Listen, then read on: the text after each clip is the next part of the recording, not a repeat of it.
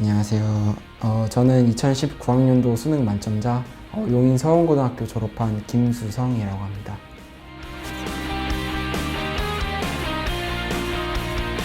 제가 사실 가채점을 했을 때 되게 좀 게임하다가 그냥 뭐 어떻게 되겠어 하면서 눌러봤는데 갑자기 수능 만점이 뜨더라고요. 그래가지고 좀 깜짝 놀라서 현실감이 정말 없어가지고 집에 갈 때도 그냥 이게 뭐지 하면서 집에 갔는데 딱 메가스터디한테 전화가 오니까 이게 딱 현실이구나 라는 느낌이 들고, 또 정말 제가 입시를 하면서 고생을 했으니까 어쨌든 좋은 결과가 나와서 정말 다행이라고 생각하면서도, 또 제가 사실은 이 정도의 점수를 받을 만한 사람인가 되게 좀 의문도 들었어요. 그래서 항상 겸손해야겠다고 생각을 하게 되었습니다.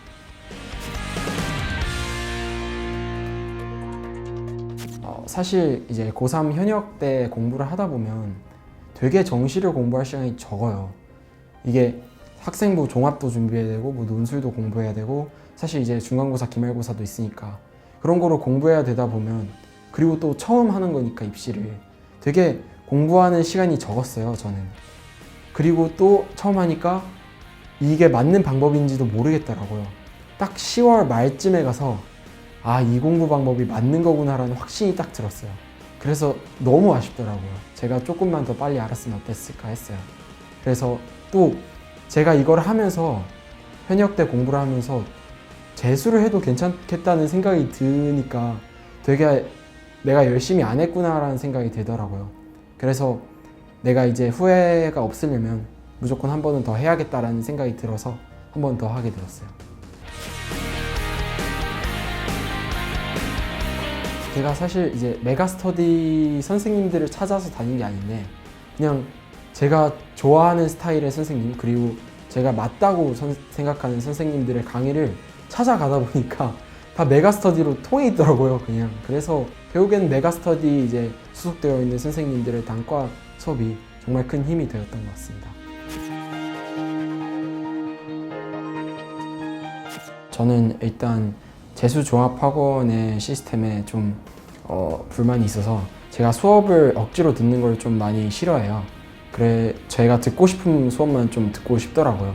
그래서 이제 듣고 싶은 수업을 선택할 수 있는 러셀을 선택하게 됐고요. 공부를 하는 거는 혼자 하는 거거든요.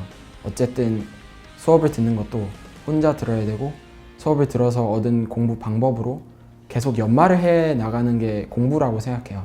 그런 점에서 러셀은 충분한 자습 시간을 확보해 주니까 크게 도움된다고 생각합니다.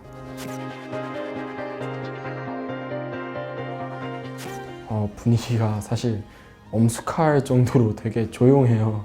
되게 조용해서 뭐 다른 걸 하면 안 될 것 같더라고요. 공부밖에 못해요, 거기 안에 들어가면. 제가 사실 되게 자제력이 없는 편이에요. 그래서 현역 때 공부할 때도 정말 뭐 다양한 일들을 저질렀었어요. 5시간 동안 뭐 핸드폰 한 적도 있고. 그래서 일단 저한테 핸드폰을 뺏어가는 게 정말 큰 도움이 되었던 것 같고요. 또 누구라도 있어주면 좀 마음이 편하잖아요. 그냥 좀 편안했던 것 같아요, 혼자 했을 때보다. 사실 이제 요즘 입시 사이트나 다른 곳들을 돌아다니다 보면 이번 시험은 재능이 없으면 솔직히 불가능하다, 만점을 못 맞는다, 이런 식의 반응들이 많았어요. 문제를 딱 처음 받았을 때 이런 느낌은 내가 정말 많은 모의고사를 치면서 한 번도 받은 적 없다, 이런 느낌이었어요. 근데 생각해보면 저는 재능이 있는 학생은 아니었어요. 재능이 없다는 증거가 제가 고3 이제 3월 학평 때 82점을 받았어요. 그러니까 3등급이었으니까 사실 평가원 정도로 하면 4, 5등급 정도 나왔던 거고요. 그리고 이제 공부를 쉬다가 올해 이제 6월 평가원을 이제 시험 현장에서도 본 것도 아니고 집에서 혼자 봤는데 그때 제가 85점이 나왔어요. 이런 걸 보면 제가 생각해도 저는 국어에 재능이 있진 않거든요. 생각해보면 제가 이번 만점을 받을 수 있었던 비결은 어쨌든 멘탈 관리가 정말 중요했다고 생각해요. 저는 정말 공부를 많이 했어요. 국어는 가장 안 되는 과목이었기 때문에. 그러면서 쌓인 경험들을 바탕으로 수능 전날, 전 일주일 동안 이런 경우면 이렇게 대처해야겠다, 뭐 이런 것처럼. 이번에도 화작문이 어려웠잖아요. 화작문이 어려우면 뭐 넘긴 다음에 다시 와서 풀어야겠다. 뭐 비문학이 이상하면 뭐 다시 좀 천천히 읽으면서 멘탈 잡아가고, 문학이 너무 길면 다시 이제 보기에 집중하면서 풀어야겠다. 이런 식으로 대처 방법을 되게 구체적으로 세웠던 것 같아요. 그게 이제 먹혀 들어갔던 것 같고요. 또 이제 김도욱 쌤이 자주 하시는 말씀 있으세요. 너만 어려운 게 아니라는 말인데, 상대평가잖아라는 마음가짐으로 그냥 천천히 우직하게 밀고 나갔던 것 같습니다. 일단은 1번은 못 풀었어요. 저는 화법을 다 읽고 1번을 안 풀리더라고요. 거기서부터 손이 떨렸어요. 그래서 1, 2, 3번을 넘겼어요. 그냥 찍고 넘겼어요. 4번을 또 풀려고 그러는데 4번도 안 풀리더라고요. 4, 5, 6, 7도 찍고 넘겼어요. 그리고 이런 거 해봤잖아 라고 생각했어요. 이런 거 해봤잖아. 어차피 또 똑같이 잘 볼 수 있을 거야. 자신에 대한 믿음이 되게 중요했던 시험이라고 생각해요. 어쨌든 정말 많이 막히잖아요. 이번 시험이 특별히 복잡해서 더 많이 막혔던 것도 있지만, 어쨌든 수능 국어를 치면요, 한 두세 번은 막히게 되거든요. 그럴 때마다 괜찮다, 어차피 해봤잖아, 너 막혀도 넘어갈 수 있잖아 라는 자신에 대한 자신감을 가지고 자신을 믿고 계속 나아가서 이제 괜찮게 봤던 것 같아요. 그래서 사실 긴 지문 나왔을 때도 별 생각이 되게 없었어요. 그냥 하던 대로 원래 나왔던 거, 나 이런 거 김도욱 모의고사에서 봤는데, 이런 식으로 좀 감을 찾아갔던 것 같아요. 제가 사실은 수학을 되게 좋아하는 그 학생이었는데, 수학과도 뭐 진학을 생각을 했었고, 수학과학에 이제 강점이 있다고 생각했는데, 제가 막판에 이제 반수를 하면서 9월, 10월에 가니까 수학보다 국어가 재밌다고 느꼈어요. 그러니까 뭔가 되게 공부를 하는데 안 질리게 만드는 그런 공부 방법이에요. 이제 수학이나 과학은 연마잖아요. 사실 국어도 그렇다시피 연마를 하다 보면 되게 질리기 마련이고 그만하고 싶다, 다른 문제 풀고 싶다라고 생각하게 되는데, 공부를 하면 할수록 내 자신이 느는 게 느껴지고 새로운 정보가 나오더라고요. 어쨌든 정말 끝이 없는 거잖아요. 공부는 모두가 말했듯이 김도욱 선생님 방법으로 공부를 하다 보면 정말 끝이 없는 공부길을 계속 끝까지 걸어가게 되는 것 같아요. 두 가지가 있었던 것 같은데요. 학습적으로는 이제 흥미를 가져라, 호기심, 반응해라, 이런 말을 하셨어요. 근데 이제 고3 때도 한번 들었었는데, 그때 그걸 듣고 기출을 풀어봤는데 진짜 흥미가 생기고 호기심이 생기더라고요. 사람이 마음가짐에 따라서 이렇게 변할 수 있구나를 생각하게 돼서 그 이후로 계속 반응하고 호기심 생기고, 그리고 이게 비단 국어만이 아니라 다른 과목들, 수학, 영어, 과학들에도 이제 적용이 되어서 되게 큰 도움이 되었던 것 같고요. 그리고 이제 수능 마지막 수업 때 책상을 어루만지라는 말씀을 하세요. 그때 다 웃거든요. 근데 책상을 솔직히 어루만지진 못했는데 모든 거에 감사를 하라, 그 말이 공부하는 것뿐만 아니라 제 인생에도 큰 영향을 미치게 되는 것 같습니다. 중요한 거는 일단 예습이에요. 어쨌든 예습을 하는 과정이 가장 중요하다고 생각하고요. 모든 과목에도 다 똑같다고 생각해요. 내신 시험이 아니기 때문에 복습은 크게 의미 있진 않아요. 무조건 수업 시간에 다 끝내려고 노력을 해야 돼요.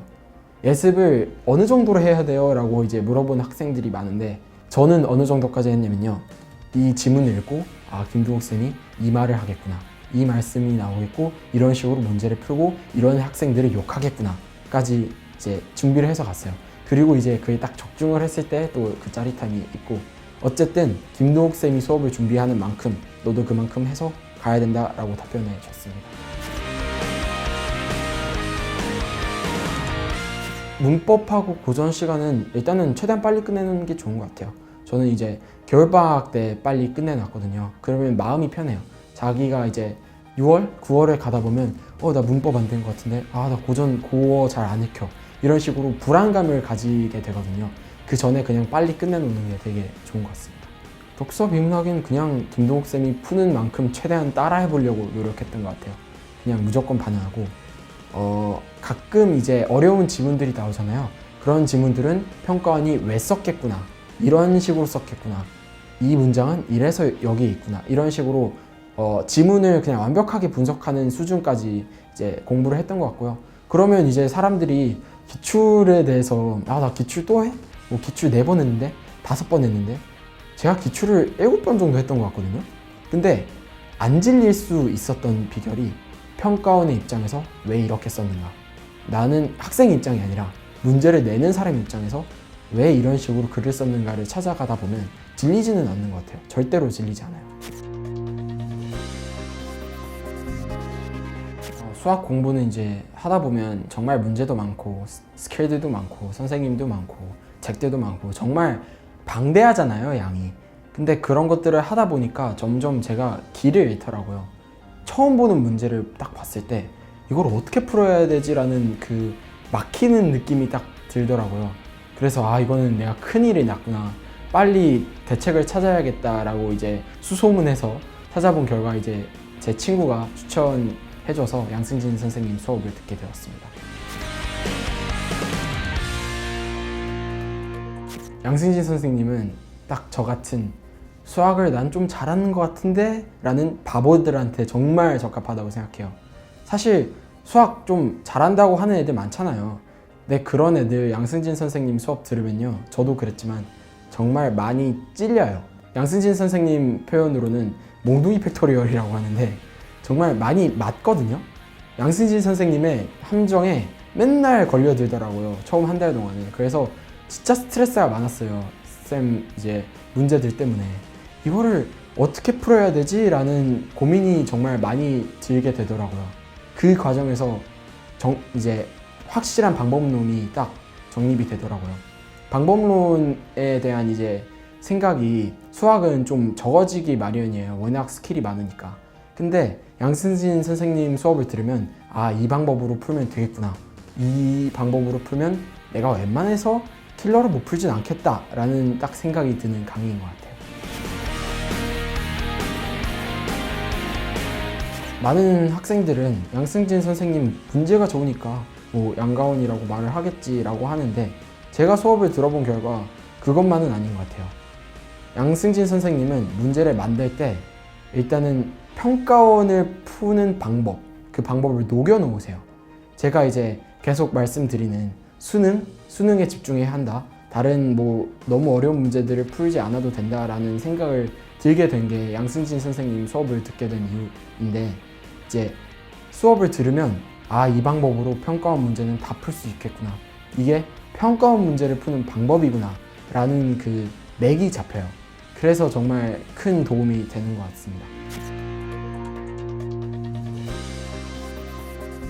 문제가요 진짜 어렵거든요. 진짜 어려운데 이게 그냥 어려운 문제들은 한 2번, 3번 풀다 보면 그냥 오케이가 되는데 양승진 선생님 문제는 진짜 한두 번 풀어서는 오케이가 안 돼요. 자신이 뭔가 만족이 안 된다고 해야 될까요? 그냥 끝까지 양승진 선생님이 수업하신 그 워딩이라고 하죠. 똑같은 말 다 똑같이 따라하면서 천천히 누구한테 설명하듯이 계속 문제를 풀다 보면 그러면 이제 평가원 문제를 푸는 방법이 몸에 배요. 그러면 그 방법으로 모든 문제를 풀 수 있습니다. 제가 현역 때도 화학에는 좀 자신감이 있었어요. 난 화학을 되게 잘 본다라는 자신감이 있었는데 6월 평가원에 38점을 받았거든요. 그때 딱 뭔가 오더라고요, 충격이.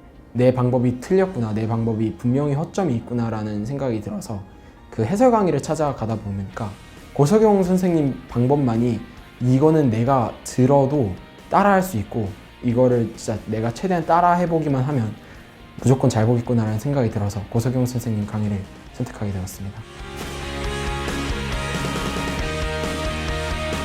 일단은 킬러는 뭐 너무 잘 푸시는 것 같아요. 좀 경이로울 정도로 푸셔서 저도 어쨌든 진짜 화학 오래 했고 1년 반 정도를 했는데도 무슨 문제풀이에 대한 그 루트라고 해야 될까요? 그냥 되게 당연한 듯이 푸세요. 이 말을 보면 당연히 이걸 해야지, 이 말을 보면 당연히 이걸 해야지, 이런 식으로 그냥 쌤이 생각하시는 그 방법으로 쭉 하다 보면 문제는 이미 풀려 있어요. 그냥 경이 이거 동그라미만 치면 되는 그 정도가 되기 때문에 이거는 내가 수능 때 너무 힘들고 지치고 멘탈이 아무리 나가도 그냥 몸에 배버려서 못 볼 수가 없겠구나라는 강의가 되더라고요. 그래서 정말 큰 도움이 되었던 것 같습니다. 제가 3, 4, 50 강의를 되게 잘 들었던 것 같아요. 그 이제 1단원, 뭐 2단원, 3단원, 4단원을 한번 쭉 훑어주시는데 이제 공부를 하다 보면 과탐은 특히 내가 빼먹은 게 뭐가 있지? 내가 혹시 안 공부한 것 중에 이런 게 수능에 나오면 어떡하지? 이런 지엽적인 게 나오면 어떡하지? 이런 불안감이 생기게 되잖아요. 특히 재수생들은 더 할 텐데 그런 불안감이 없어져요. 그냥 이 정도면 진짜 다 했구나. 화학 모든 교과서를 펴봐도 내가 모르는 부분은 없겠구나.